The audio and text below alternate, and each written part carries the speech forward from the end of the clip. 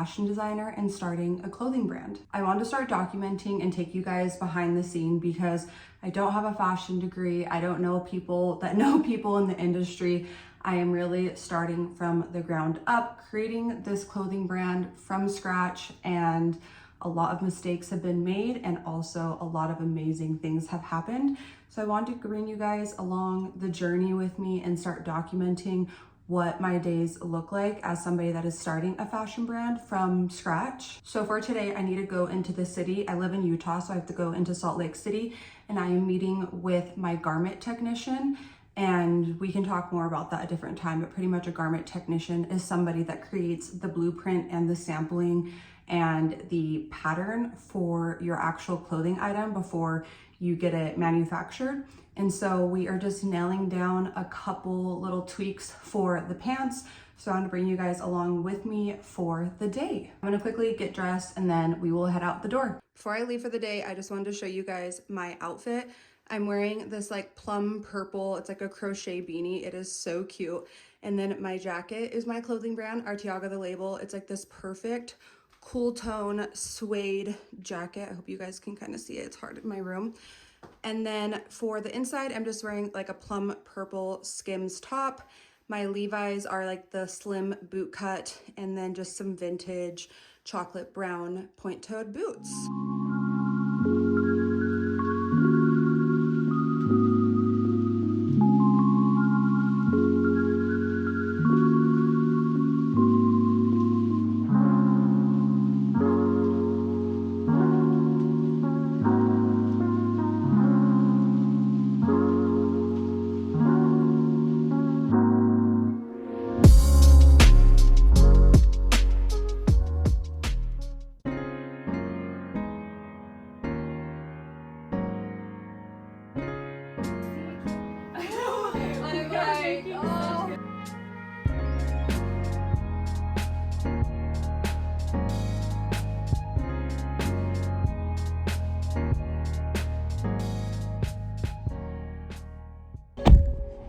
That was so successful. So what she is she is actually a garment technician. What a garment technician does is they create the blueprint for your pants. So think of like a house, for example.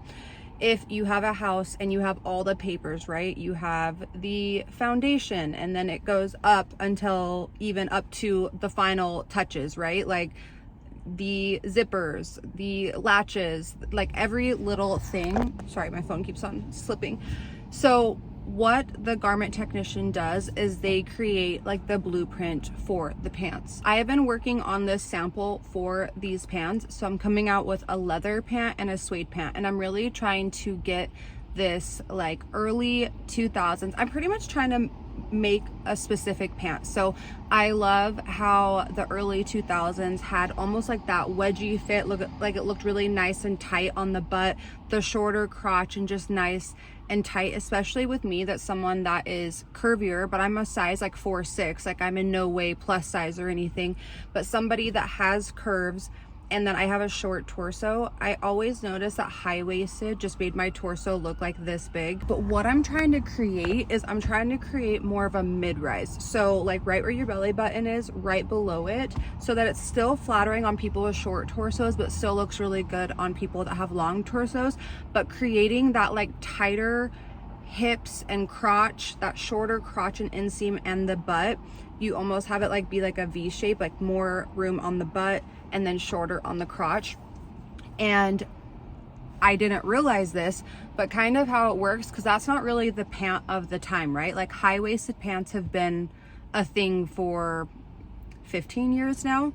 And so what I'm trying to create, they pretty much don't have the pattern for it.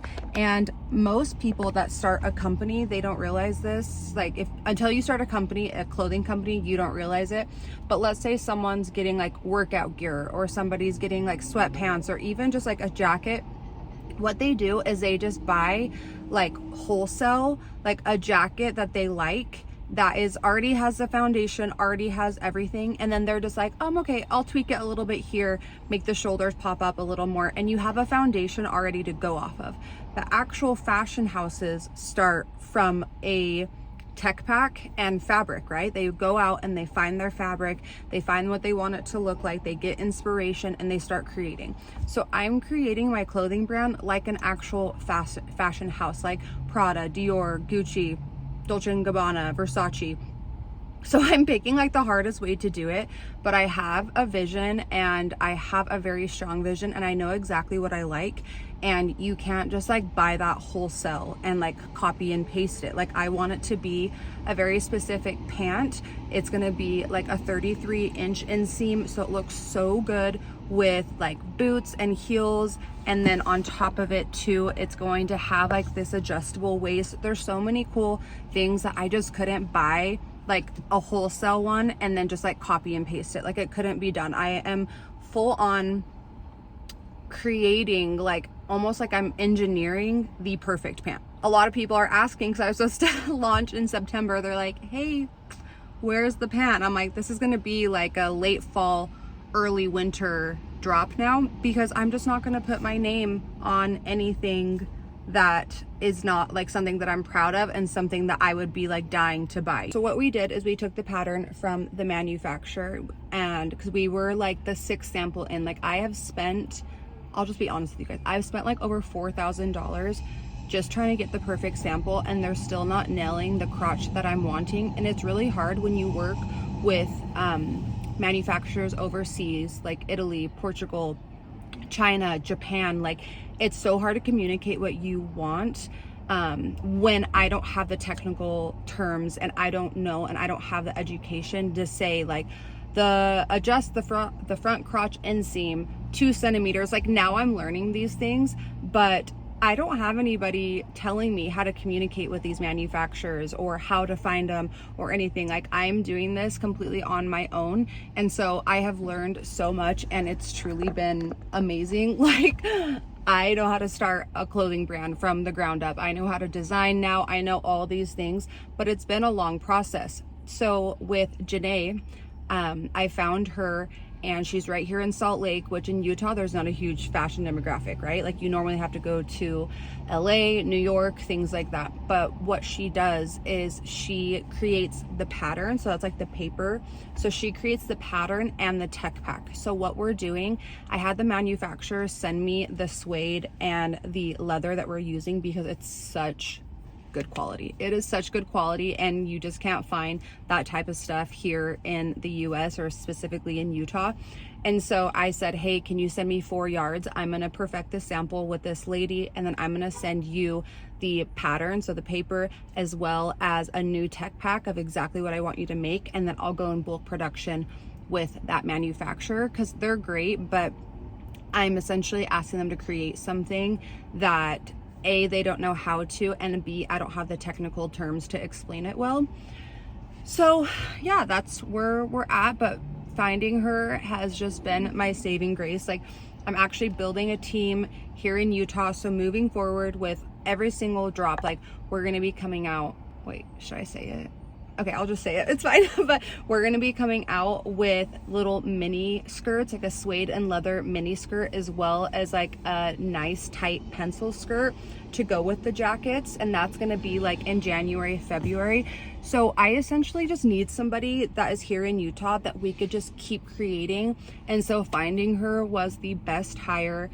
It is not cheap, but it is worth it. And I'm just not gonna put my name on something that I wouldn't wear and I wouldn't buy. And this is truly like the missing pieces in your guys' closets, and I just cannot wait for you guys to like put it on when it's done.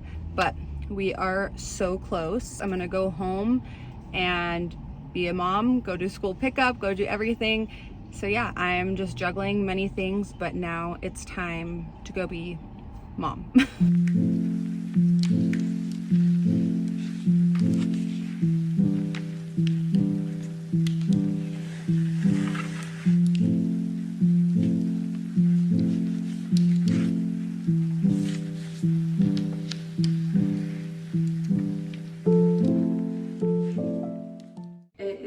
Nighttime, and every single night I do like a quick little tidy up around my house, even though that's the last thing I want to do, but it always makes me feel just so much better waking up every single day to a clean house. So my husband and I will just divide and conquer. We'll do the dishes, clean up the toys. He went and did bedtime, and then I took a bath. And now I'm gonna do my skincare. I got myself some tea. I drink tea every single night, and I take a bath every single night. The tea I have today is dandelion. It helps so much with water retention. I get really like swollen face, especially in the morning. And then peppermint, just to calm me down. Now I'm gonna take off my makeup because I've had this makeup on my face since about 7:30 this morning. Clearly you can tell. It's like so oily and splotchy. It's been really interesting building a business from scratch completely by myself, and especially as a mom of 2 kids without taking my kids to daycare, babysitters, just really utilizing the time that I have, like nap times, you know, breakfast time, things like that. Like, I feel like if you are a mom, you know how to be super efficient with your time. I feel like some days are harder than others, especially trying to balance it all, but I wouldn't change it for anything. I have like this weird rash all on my face, so my dermatologist gave me this. Anyway, if there's any words of advice that I could give anybody, especially starting a business, not just clothing, if you have a really big dream that sounds like really big, like too big almost, that you feel like there's no way I could do it, just go for it, because I have done so much. I've done more this year than I've ever done with this clothing brand, because I made a promise to myself come the new year. When the new year happened, one of my goals was that every single day, no matter what it is, I'm going to do something for the clothing brand. Because I think when you look at a goal, right, like I want to start a clothing brand, that is just such a high hill to climb, right? And I'm just somebody that gets overwhelmed super easily. I have ADHD, and so I am just kind of like all over the place. I'll get like super excited about something, and then I'm just like, I'm not doing that. That seems too hard. And so the goal that I made myself is, no matter what, do one thing every single day. It doesn't matter if you have to hold your baby during nap time. It doesn't matter if you're waiting in the carpool line to pick up my daughter. Just do something, from creating a vision board, getting my LLC, getting my taxes put together, like even the stuff that is not very fun, finding a photographer, getting very clear about my vision. Like, I can make a whole different video on the steps that I took to start a business, and kind of like what I did like a year in advance, because I made a checklist of things I need to do like every single month. But here we are in October, and I'm like, oh my gosh, I did something every single day, and my company is going to be here before 2026. There is always going to be obstacles, but I feel like women out of anybody can truly juggle it all. We can juggle motherhood, we can juggle business, we can juggle marriage, we can juggle everything. We are just so amazing. So if you learn to be very effective and efficient with your time, and you believe in your vision, guys, we can accomplish really big things. All right, that is it for today. So thank you so much for tagging along my day. I hope you guys got some good insight, and you guys got to see what it's really like. And I will see you in my next video.